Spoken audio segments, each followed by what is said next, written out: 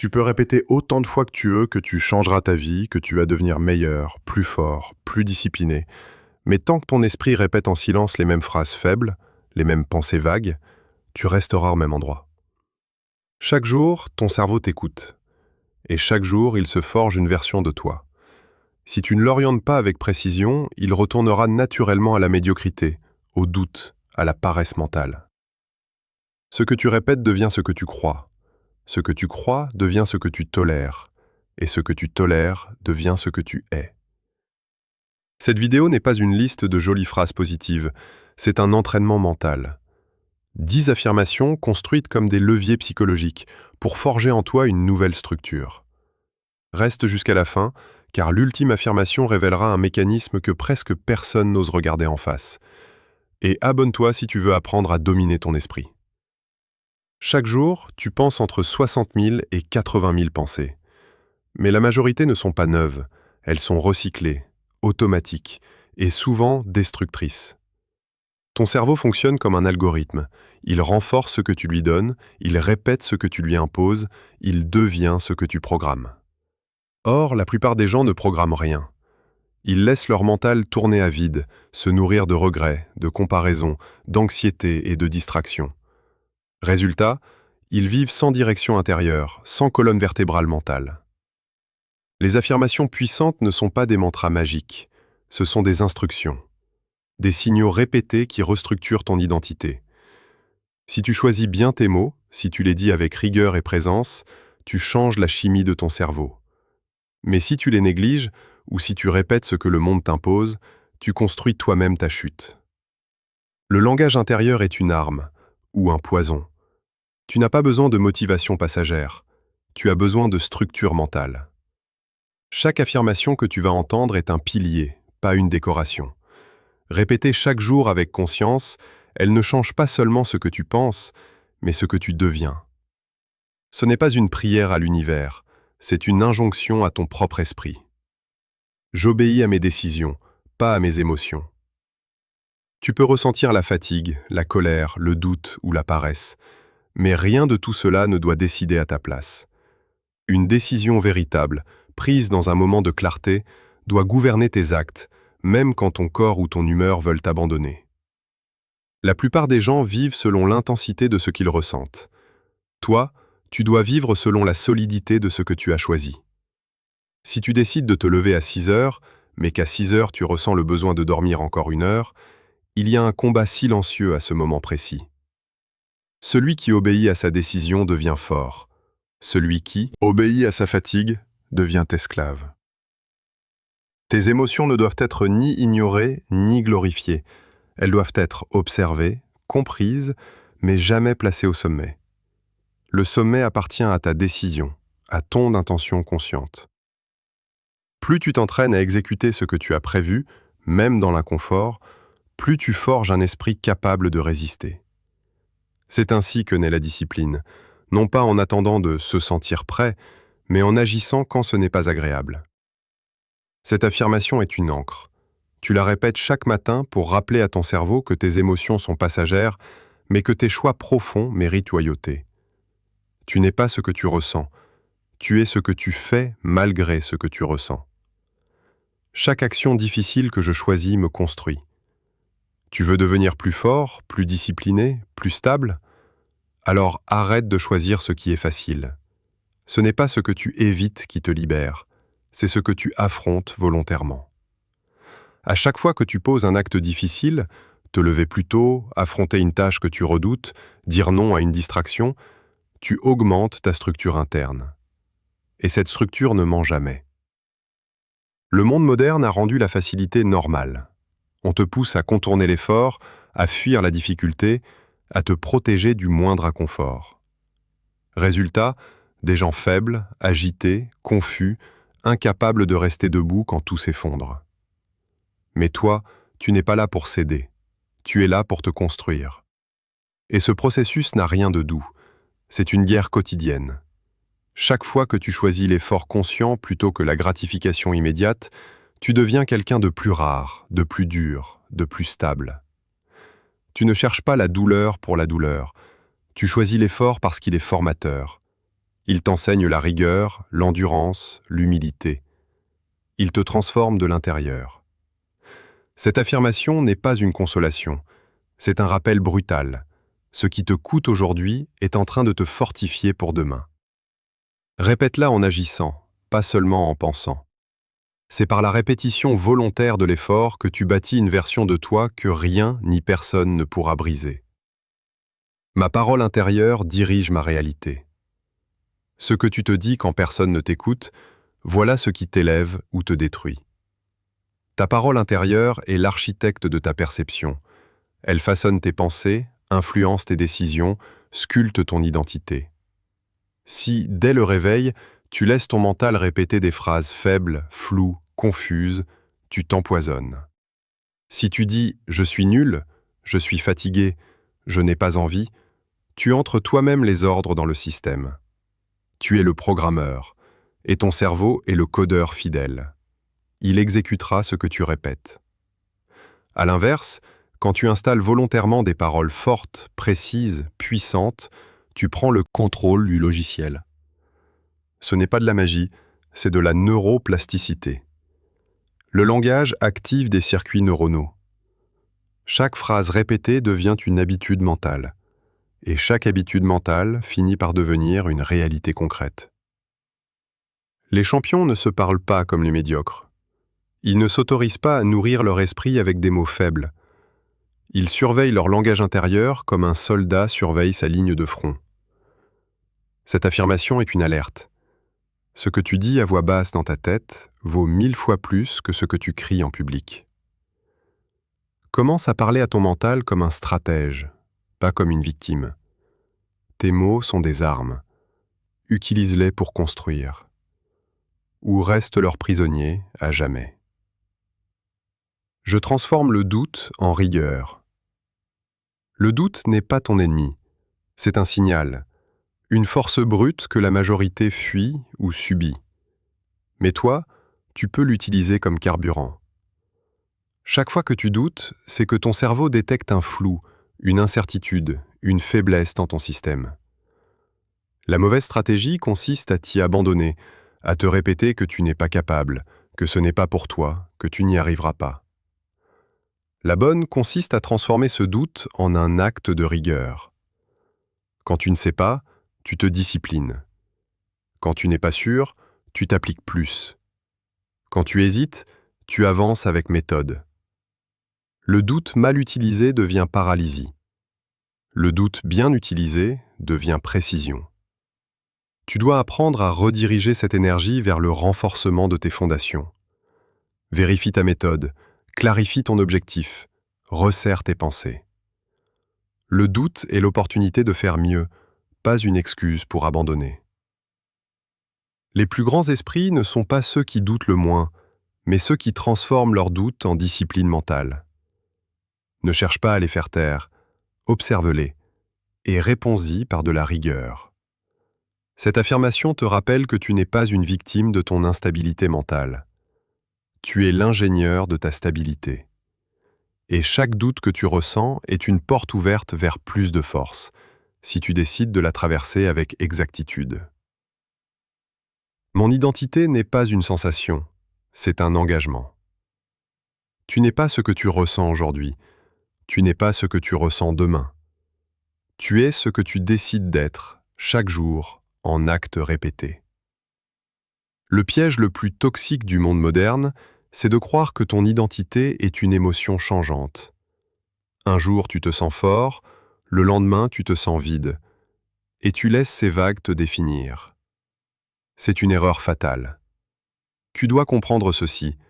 Ton identité n'est pas une température intérieure qui monte ou qui descend. C'est une ligne droite que tu traces volontairement au-dessus des fluctuations émotionnelles. Elle naît dans l'engagement. Elle grandit dans la répétition. Elle se renforce dans la confrontation. Tu n'as pas besoin de te sentir motivé pour être discipliné.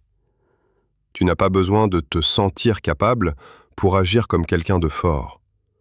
Tu as besoin de tenir ta parole, de répéter tes engagements même quand ton cœur est absent, même quand ton esprit est fatigué, même quand tu es seul.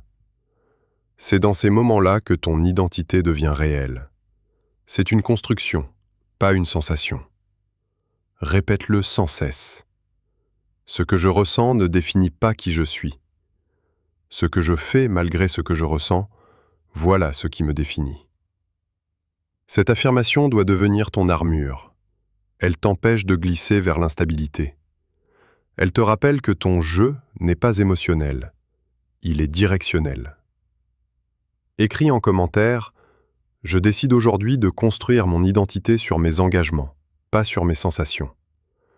Je suis maître de mon temps, pas esclave de mes impulsions. » Chaque fois que tu ouvres ton téléphone sans raison, chaque fois que tu cèdes à une distraction, chaque fois que tu repousses une tâche importante, tu abandonnes un morceau de ta souveraineté.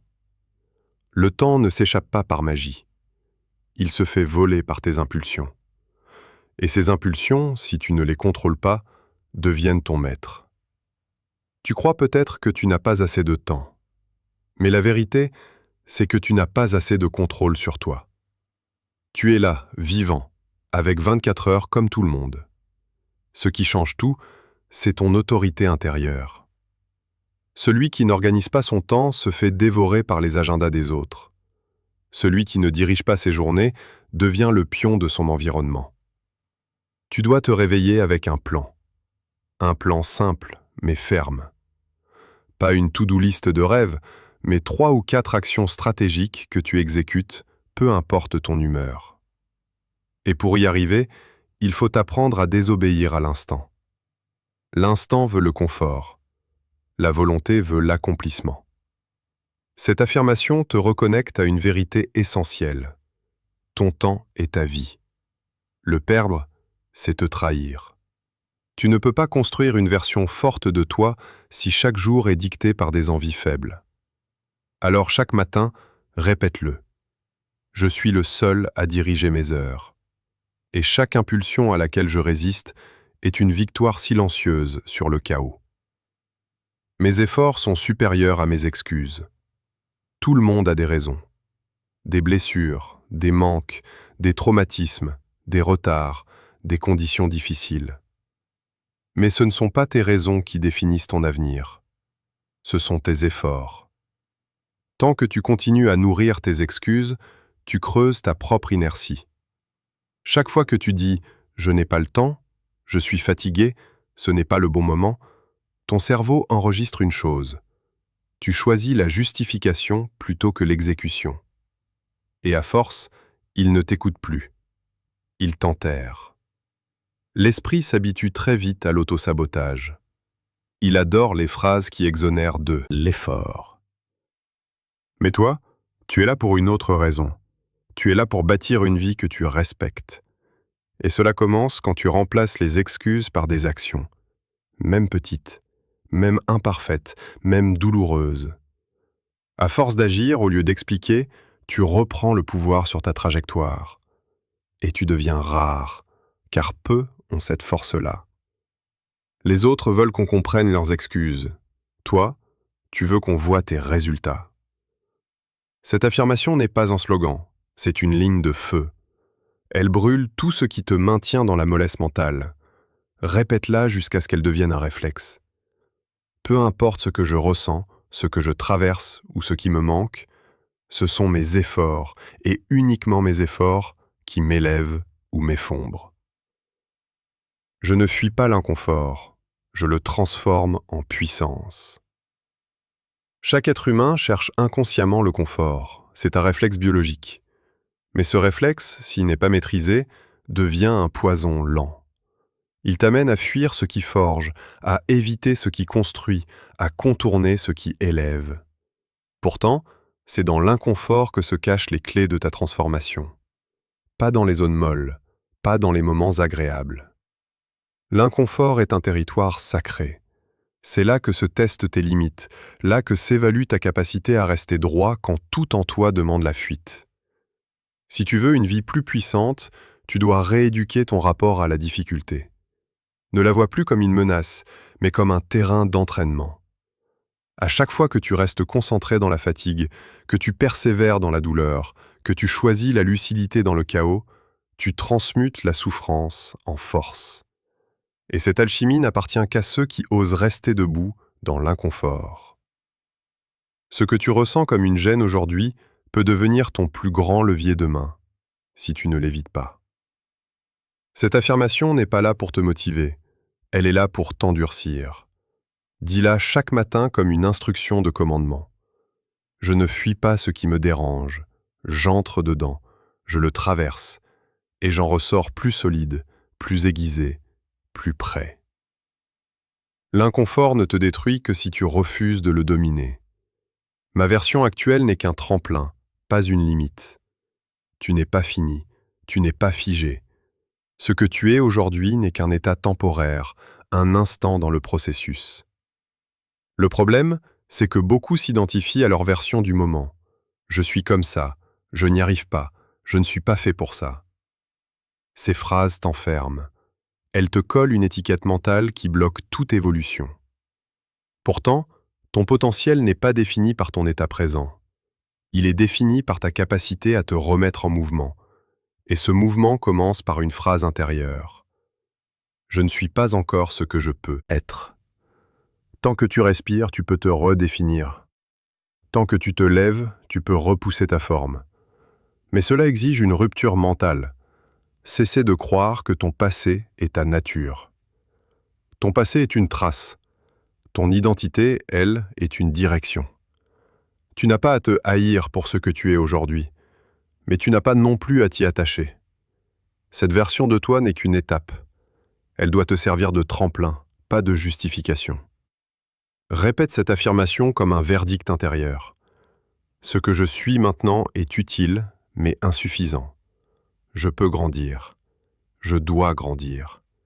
Je vais grandir. Refuse les limites douces. Refuse l'auto-étiquetage. Refuse la stagnation déguisée en acceptation. Tu n'es pas défini. Tu es en construction. Je parle à mon esprit comme à un soldat, avec clarté et autorité. Ton mental n'a pas besoin de flatterie. Il n'a pas besoin de douceur. Il a besoin d'ordre net. Tu n'es pas censé discuter éternellement avec tes pensées comme si elles avaient toujours raison. Tu es censé les diriger. Comme un commandant parle à son unité. Quand tu laisses ton esprit divaguer, se plaindre, fuir, tergiverser, tu abandonnes le poste de commandement. Et très vite, le chaos s'installe. Ton cerveau obéit à la voix qui parle le plus fort. Si c'est ta peur, ta paresse ou ton stress qui dictent le ton, alors c'est eux qui prennent le contrôle. Mais si ta voix intérieure est ferme, directe, déterminée, alors ton esprit se range. Il suit. Il obéit. Ce n'est pas de la brutalité, c'est de la structure. La force intérieure ne naît pas du volume, mais de la netteté. Tu dois apprendre à te parler sans hésitation. Lève-toi maintenant. Agis. Concentre-toi. Stop. Continue. Ces mots courts, précis, sont des balises mentales. Tu les poses dans ton esprit comme on fixe une route dans le brouillard. Cette affirmation te rappelle que tu n'es pas l'observateur passif de tes pensées. Tu es leur instructeur, leur guide, leur supérieur. Répète-la comme un serment intérieur. Je ne quémande pas la motivation, je donne des ordres. Mon esprit est une arme. Il n'obéira qu'à une voix qui sait où elle va. La mienne. Tu peux prononcer toutes les affirmations du monde, si ton esprit est rongé par des schémas invisibles, elles ne tiendront pas. Dans cette deuxième partie, on plonge dans les profondeurs, là où les croyances se figent, là où les réflexes saboteurs se cachent. Ce n'est plus une question de répétition, mais de désinstallation mentale. Prépare-toi à démonter ce qui t'empêche de te transformer. Tu es programmé pour revenir à ta version la plus faible. Il y a en toi une version ancienne, passive, fragile. Elle connaît tes habitudes, tes excuses, tes peurs, et elle ne disparaît jamais complètement. Dès que tu relâches l'effort, elle revient, comme une eau stagnante qui remonte dès que tu cesses de remuer la surface. Tu peux avoir un pic de discipline, une semaine de rigueur, un mois d'effort, mais si tu ne comprends pas le fonctionnement profond de ton esprit, tu retomberas, mécaniquement. Pourquoi? Parce que ton cerveau est programmé pour l'économie d'énergie. Il choisira toujours le chemin connu, même s'il te détruit. Il préfère la répétition à l'élévation. Et cette version faible de toi, celle qui choisit la facilité, qui procrastine, qui doute, elle est codée. Elle a été renforcée par des années de conditionnement. Elle est à l'aise. Elle se sent chez elle. Tant que tu n'as pas réécrit consciemment ce programme, tu seras condamné à alterner entre progrès et rechute. Ce n'est pas une question de motivation. C'est une guerre de territoire intérieur. Ta meilleure version est un camp avancé. Ta pire version est une base arrière qui ne demande qu'à reprendre le contrôle. Répéter des affirmations sans comprendre ce mécanisme revient à peindre un mur sur une fondation pourrie. Tu dois affronter cette programmation, l'identifier, et chaque jour, par l'effort lucide, la contester. Car si tu la laisses intacte, elle t'aspirera toujours vers le bas, sans que tu comprennes pourquoi. Tes pensées automatiques sont plus anciennes que ta volonté. Avant même que tu décides consciemment de changer, ton esprit fonctionne déjà selon des schémas installés depuis des années.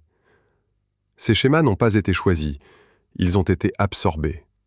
Par ton environnement, ton éducation, tes blessures, tes répétitions inconscientes. Et ils opèrent en silence. Ce sont eux qui dictent ce que tu crois possible, ce que tu redoutes, ce que tu repousses, ce que tu désires. Tu peux avoir la volonté de changer. Mais si tu ignores la présence de ces pensées automatiques, elles vont saboter ton élan. Ce sont elles qui murmurent « c'est trop dur, ça ne marchera pas, tu n'es pas fait pour ça ». Et elles le font sans bruit, sans que tu les détectes. Elles fonctionnent comme des raccourcis neuronaux, rapides, invisibles, mais extrêmement puissants. Tant que tu ne les ralentis pas, elles te ramèneront aux anciens comportements. Tu peux vouloir être discipliné, mais si ta pensée automatique cherche toujours l'évitement, tu lâcheras prise sans comprendre pourquoi. Cette révélation est fondamentale. Ce n'est pas ta volonté le problème. C'est qu'elle est jeune face à des pensées enracinées. Si tu ne renforces pas ta volonté chaque jour par des actes clairs, elle ne tiendra pas face à ses réflexes plus anciens. Ce n'est pas une question de force mentale brute, c'est une question d'endurance cognitive. Celui qui domine ses pensées automatiques domine sa trajectoire. Mais pour cela, il doit d'abord les identifier, les interrompre, les remplacer. Et cela ne se fait qu'en pleine conscience, dans l'inconfort et avec rigueur, pas dans la facilité. Ton esprit préfère survivre que changer. Ton cerveau n'a pas été conçu pour te rendre heureux ou puissant, il a été conçu pour te garder en vie. Et pour lui, tout ce qui est connu, même toxique, même limitant, est plus sécurisant qu'un changement radical. Voilà pourquoi tu restes parfois dans des situations qui t'étouffent, des habitudes destructrices, des relations sans issue, des routines qui te vident, mais que ton mental considère comme supportables. Car tant que tu respires, il estime que son travail est fait. Le changement, lui, représente un danger. Il introduit de l'inconnu, il bouscule le schéma, et cela active une alarme intérieure, stress, peur, procrastination, fuite. Tu ne recules pas parce que tu es incapable. Tu recules parce que ton esprit interprète la transformation comme une menace. Il ne sait pas encore faire la différence entre l'inconfort qui libère et celui qui détruit. Et c'est là que commence ta responsabilité. Si tu ne rééduques pas cette réaction primitive, tu vivras toujours dans la survie. Tu feras le strict minimum, tu éviteras le vertige, et tu vieilliras dans un terrain connu, mais stérile. Cette affirmation t'ouvre les yeux. Vouloir évoluer, ce n'est pas naturel. C'est une insurrection, une guerre contre le réflexe de conservation. Si tu veux bâtir une version de toi plus forte, tu dois accepter ce paradoxe. Au départ, ton cerveau va te combattre. À toi de lui prouver que tu ne vis pas pour survivre. Tu vis pour te dépasser. Tu te racontes des histoires pour ne pas te discipliner. La plupart de tes pensées ne sont pas des vérités. Ce sont des récits. Des narrations internes que tu construis pour justifier ce que tu fais, ou ce que tu évites de faire. Chaque fois que tu dis « j'ai besoin de temps », je dois d'abord me comprendre, ce n'est pas le bon moment. Observe bien.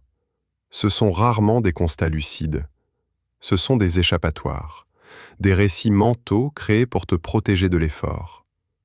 Parce que l'effort réel, lui, ne ment pas.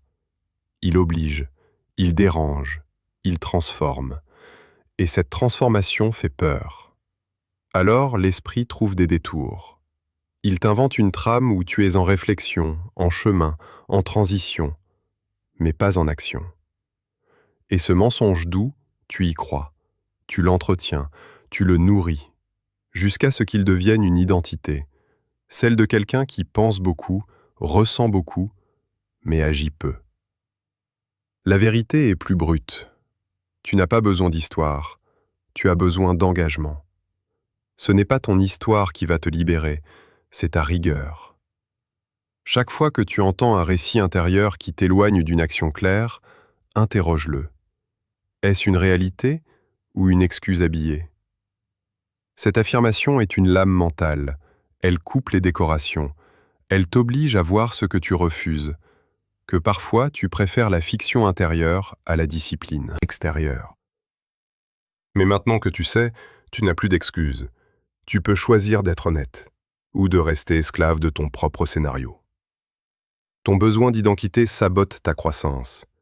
Tu veux changer, tu veux devenir plus fort, plus stable, plus discipliné. Mais au fond de toi, une voix résiste. Ce n'est pas moi. Je ne suis pas comme ça. Ce n'est pas naturel pour moi. Et cette voix n'est pas une faiblesse, c'est un besoin. Le besoin d'identité. L'être humain préfère rester cohérent avec l'image qu'il a de lui-même, même si cette image est fausse, limitée ou destructrice. Tu t'es construit autour d'une idée. Je suis quelqu'un d'émotionnel, je ne suis pas du matin, je suis un procrastinateur, je ne suis pas organisé. Et chaque tentative de rupture devient une trahison de cette idée. Alors ton mental sabote discrètement. Il oublie, il décale, il justifie. Pas parce qu'il est contre toi, mais parce qu'il protège ce à quoi tu t'es identifié. Ce que tu crois être est plus fort que ce que tu essaies de devenir. Voilà le vrai piège. Tant que tu ne redéfinis pas volontairement ton identité, ton passé dirigera ton futur. Ce n'est pas ta discipline qui est faible, c'est ta fidélité à une image dépassée qui la rend instable. Cette affirmation est une libération. Tu n'es pas ton ancienne version. Tu es ce que tu répètes avec autorité. Alors brise l'étiquette. Ne dis plus jamais « je suis comme ça ». Dis « je suis en construction ». Et construis-toi chaque jour comme si ton nom dépendait de ton action, pas de ton histoire. Écris en commentaire « Je déconstruis l'image figée de moi-même pour devenir celui que je décide d'être, pas celui que j'ai toujours été ». Tu as compris les affirmations, tu as vu les mécanismes invisibles, mais sans pratique, tout cela s'éteint. Ce qui transforme un esprit, ce n'est pas ce qu'il sait, c'est ce qu'il répète avec précision. Voici 5 pratiques concrètes, dures mais libératrices, à intégrer chaque jour pour forger la version de toi que personne ne pourra arrêter. Installe une discipline du matin sans négociation. La manière dont tu entres dans ta journée conditionne tout le reste. Si ton premier acte est flou, hésitant, mou, ton esprit s'imprègne de cette mollesse. Il prend l'habitude d'attendre, de subir, de négocier. Tu dois briser cette dynamique dès le départ. La première heure du matin n'est pas faite pour l'inspiration, elle est faite pour l'exécution. Une discipline matinale n'est pas là pour être agréable. Elle est là pour te rappeler que c'est toi qui décides, que ta volonté est plus forte que ton confort. Et cela commence par une règle, aucune négociation.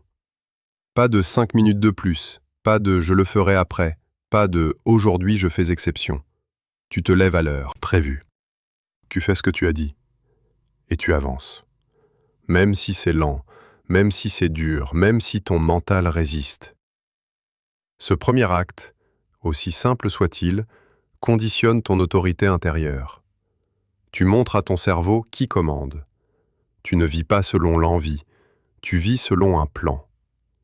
Et ce plan se déclenche sans appel, chaque matin. Crée un rituel. Lever, eau, silence, écriture, entraînement ou autre, mais fais-le de manière stricte.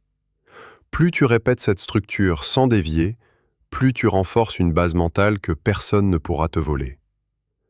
Tu ne maîtrises peut-être pas la suite de ta journée, mais tu maîtrises le départ. Et ce départ, tu dois le sanctifier. Structure ton discours intérieur avec autorité. Ce que tu dis dans ta tête façonne la qualité de ton attention, la direction de ton énergie et la cohérence de tes actions. Si ton discours intérieur est vague, hésitant ou passif, ton esprit se désorganise. Il part dans toutes les directions. Tu te laisses distraire, tu te disperses, tu procrastines. Parce que tu n'as pas donné d'ordre. Tu n'as pas imposé de structure verbale. Le cerveau humain réagit aux instructions claires, pas aux incertitudes, pas aux plaintes. Tu dois apprendre à te parler avec autorité, comme un stratège, comme un commandant. Utilise des phrases brèves, fermes, précises. Commence maintenant. Ne pense pas, fais. Tu termines ce que tu ouvres. Avance, même lentement. Reste droit. Ces formulations simples sont des lignes de code. Elles recadrent ton esprit en temps réel. Et plus tu les répètes dans les moments critiques, fatigue, doute, distraction, plus elles deviennent automatiques. Tu n'as pas besoin d'avoir confiance en toi. Tu as besoin d'avoir confiance dans les ordres que tu donnes à ton esprit. Cette pratique doit devenir une habitude. Repère les pensées molles, les tergiversations, les justifications, et remplace-les par des instructions nettes. Cela ne demande pas de talent. Cela demande une vigilance brutale. Tu veux changer? Commence par redresser ta voix intérieure. Car si cette voix reste floue, tu resteras instable. Mais si elle devient tranchante, tout le reste suivra. Entraîne-toi à aimer l'inconfort productif. Tu ne changeras jamais durablement si tu continues à fuir ce qui te dérange. Mais attention, il y a deux types d'inconfort. L'un te détruit, l'autre te construit. L'inconfort productif, c'est celui que tu choisis volontairement, en conscience, pour te renforcer. Te lever tôt, dire non à une tentation, faire ce que tu redoutes, rester concentré alors que tout en toi demande la fuite, voilà le vrai terrain d'entraînement. Et ce terrain, tu dois cesser de le voir comme un ennemi. Tu dois apprendre à l'aimer, pas dans le sens émotionnel, pas parce qu'il te fait plaisir, mais parce que tu reconnais en lui un levier, une opportunité de croissance, une forge. Ton esprit doit associer ce type d'inconfort à un signal positif. Je progresse, je m'élève, je construis une version de moi plus solide. Cette reprogrammation demande de la répétition. Tu ne deviendras pas à l'aise dans l'inconfort du jour au lendemain. Mais chaque fois que tu le traverses sans fuir, tu diminues le pouvoir de ton ancienne version.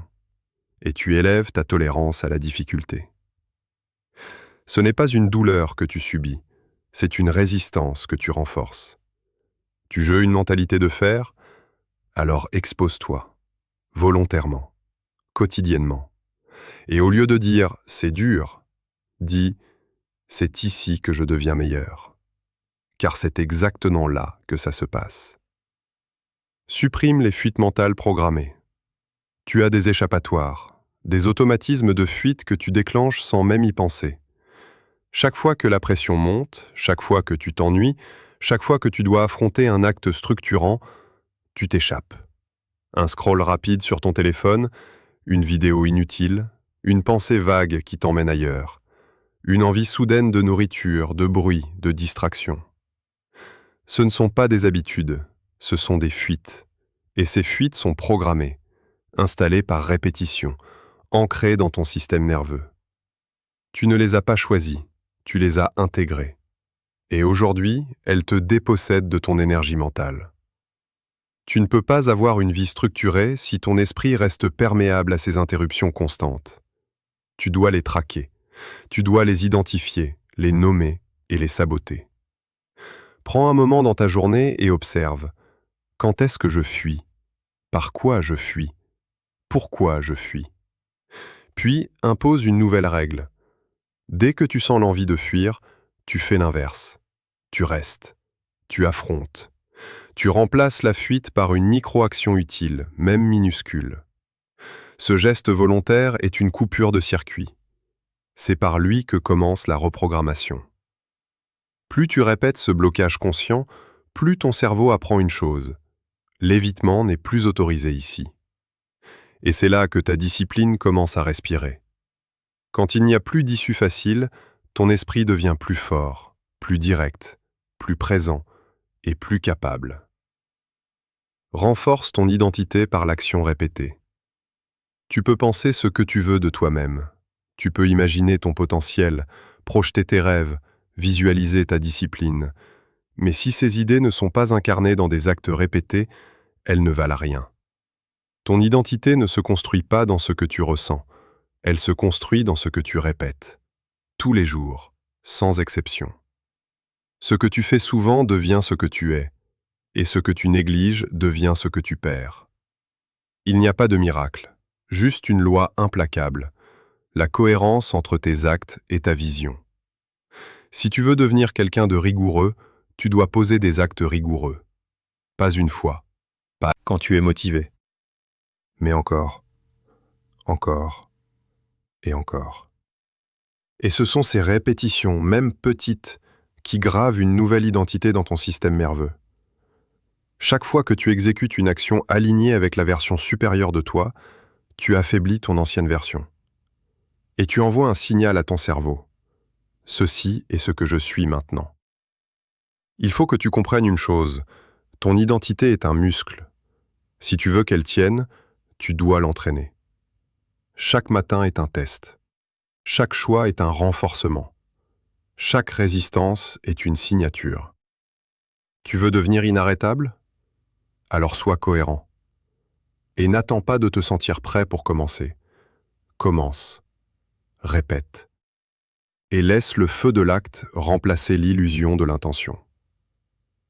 Tu viens de traverser un terrain que la majorité évite.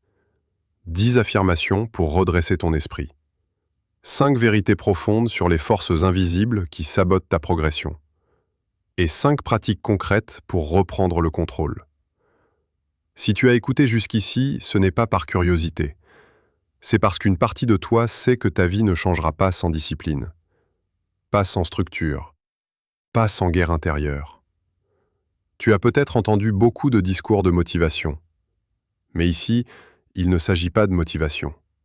Il s'agit d'ordre. D'un ordre intérieur que tu poses. D'un engagement silencieux que tu signes avec toi-même. Car ce que tu vis aujourd'hui, tes blocages, ta fatigue mentale, ta confusion, ton manque de direction, n'est pas une fatalité. C'est le fruit d'un esprit non dirigé. Et tout esprit non dirigé devient un ennemi intérieur. Il te disperse, il t'endort, il te sabote. Mais la vérité brutale, c'est que personne ne viendra réorganiser ton monde à ta place. Ni un coach, ni une application, ni une nouvelle année. Seulement toi. Ton autorité, ton engagement répété. Et ta capacité à répéter ce qui fonctionne même quand c'est dur. Surtout quand c'est dur. Les affirmations ne sont pas des phrases inspirantes. Ce sont des balises.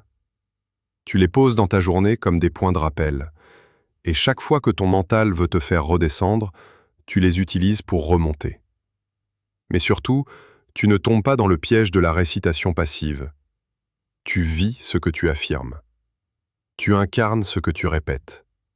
Tu démontres dans l'action ce que tu proclames dans le silence. Tu ne fais plus d'exception. Tu ne négocies plus avec la paresse. Tu ne demandes plus à être compris. Tu veux des résultats. Alors tu construis. Brique après brique. Douleur après douleur. Et tu avances, même si personne ne te regarde. Parce que tu n'as plus besoin qu'on t'encourage pour te discipliner. Tu n'as plus besoin qu'on t'aime pour te respecter. Tu n'as plus besoin qu'on te reconnaisse pour t'élever. C'est là que commence la véritable transformation. Quand tu n'as plus besoin d'être vu pour être fort. Quand tu deviens rigoureux, même seul, même fatigué, même dans le doute. Souviens-toi, ton passé ne te définit pas, ton potentiel ne te sauvera pas. Seules tes actions répétées te construiront. Chaque jour où tu retombes, tu te relèves plus droit. Chaque jour où tu te trahis, tu recommences sans plainte. Et chaque jour où tu choisis la rigueur au lieu de la facilité, tu changes ton destin, sans bruit, mais avec puissance. Alors maintenant, partage cette vidéo à quelqu'un qui en a besoin, quelqu'un qui doit se réveiller, quelqu'un qui mérite mieux que la version instable de lui-même. Abonne-toi si tu veux continuer à renforcer ton esprit, et souviens-toi de ceci, tu peux devenir quelqu'un de solide. Pas demain, pas quand ce sera facile, mais maintenant, parce que tu l'as décidé, et que tu ne reculeras plus.